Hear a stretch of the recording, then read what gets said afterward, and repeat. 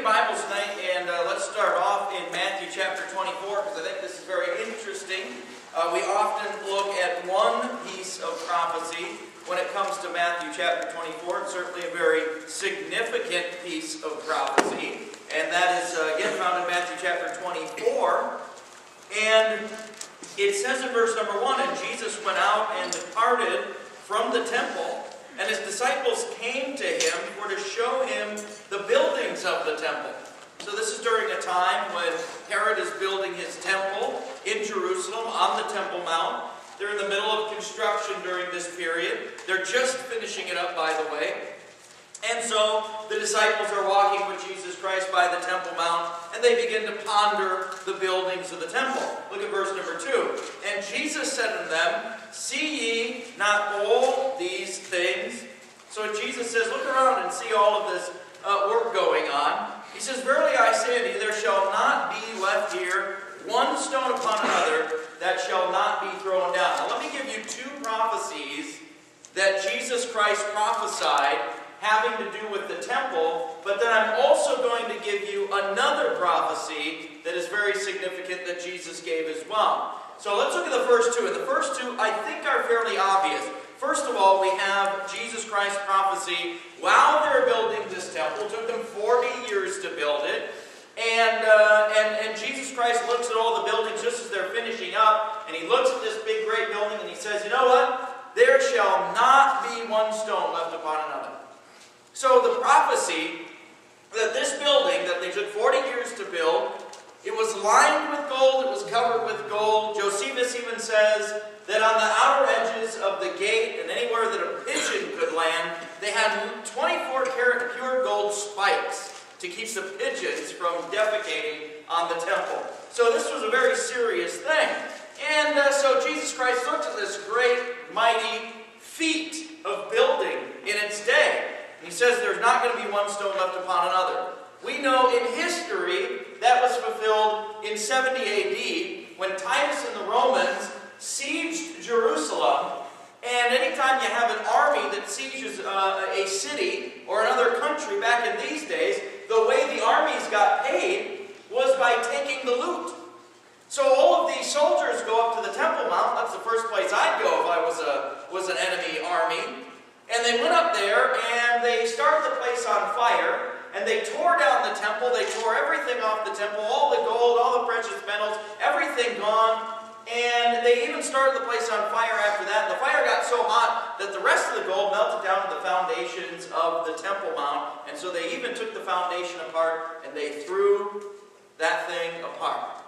So Jesus Christ's prophecy, when he says, "There shall not be left here one stone upon another," you can even go to Jerusalem today and see that there is not one stone left upon another on the Temple Mount. All of those stones are displaced and they're cast off to the other side. Which leads me to the next point, what Jesus says in prophecy here.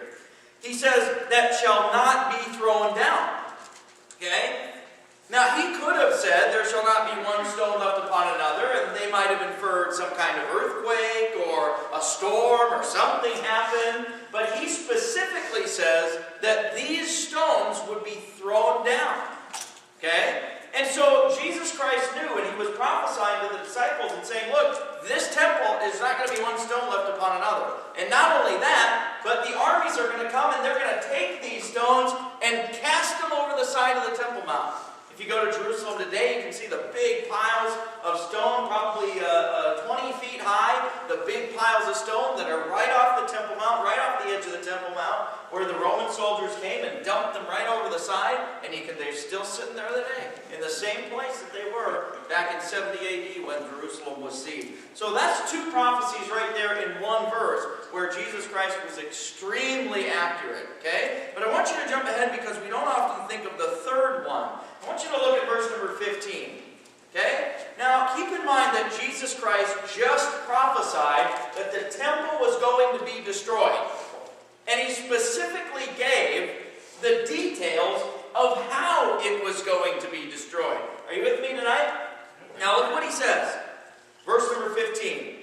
"When ye therefore shall see the abomination of desolation spoken of by Daniel the prophet stand in the holy place, then let them which be in Jerusalem flee into the mountains. Let him which be on the housetop not come down to take anything out of his house. How many know what the abomination of desolation is described by Daniel in Daniel chapter 9 and verse number 23? Does anybody know that here tonight? What is that? The abomination of desolation. Daniel describes it very specifically. Carrie? Well, it is essentially the Antichrist is sitting in a specific place calling himself God. Where is he sitting? Where does Daniel say he's going to sit? Yes. In the temple. Temple or something. In the temple. Yeah. Right. Okay. The Antichrist is going to sit in the temple and declare himself God. Okay? That is the abomination of desolation. It essentially takes place about halfway into the tribulation period. And we'll talk about that as we continue this study. But does anybody see, and notice he says here, Daniel the prophet at the end of verse 15, stand in the holy place. Okay? Whosoever readeth, let him understand. So you go back and read that, and it's very clear there that Daniel prophesies of an abomination of desolation, where this prince of Persia, so to speak, comes out of Syria. He sits down in the temple, and he declares himself God. And he's warning the Jewish people, and he says, the moment that you see this happen, what you need to do is flee out of Jerusalem, go somewhere, go hide. And we'll look at Revelation. They go to a place called the place prepared of God, and I'll show you what that is later on in this study. Can anybody figure out for me the significance of that prophecy in light of what we just read?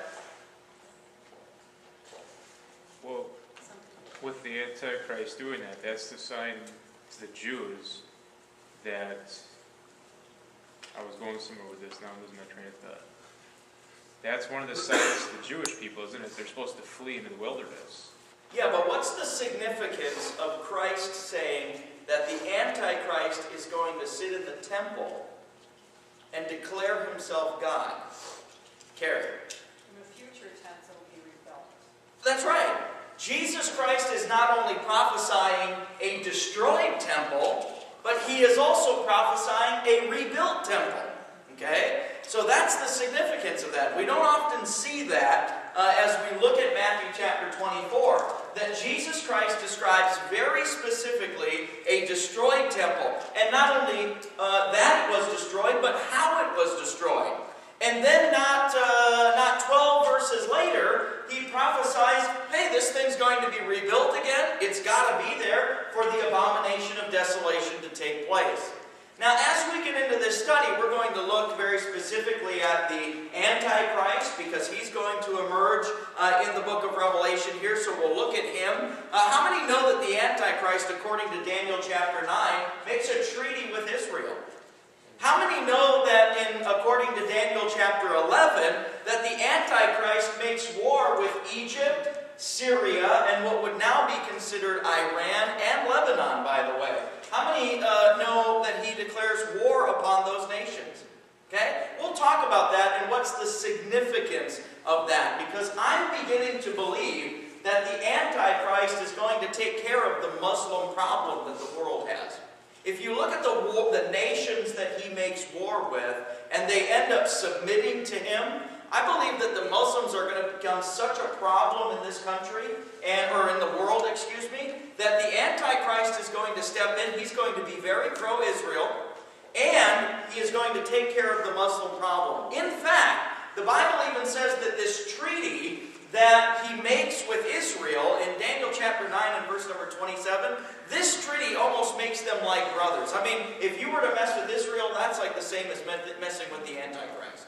Okay? So they have a very close correlation there. And then in turn after that, the Antichrist goes and he makes war with Egypt, he makes war with Syria, and he makes war with Iraq and a few other nations.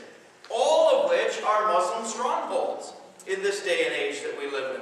So if you think about it, the rise to power that the Antichrist could very well have is that the world starts to realize that the Muslim religion is what it is. It is a religion full of violence, and he takes care of that problem. Everybody loves him for it. It could really catapult him to that level and to that